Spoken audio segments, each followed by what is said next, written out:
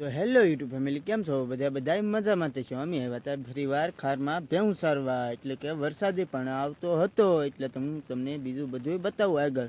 તો hello YouTube family, આ અમારી ભેહું સતી હતી, પાણી પણ આવી ગયેલું હતું ને ભેહું ગળી ગયું હતું પાણીમાં ગળી ગયું હતું ને ભેહું હાલ્યું જતું હતું એ સાઈડ ઓલી સાઈડ, એટલે ભેહું બેહવાની તૈયારીમાં હતું, એટલે ભેહું જોઈ લો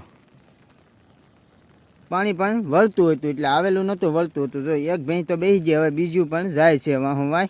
એક વાસળી હતી ને બીજા 3 ગાવડા ઘરે વ્યાજ ગયેલા હતા, અને લાકડી ને બોટલ અહીંયા પડ્યું હતું ભેહું પાસે. આ લાકડી ને બોટલ એક તો આમ ઓલી સાઈડ વટી ગયેલી હતી, જોઈ લ્યો મિત્રો.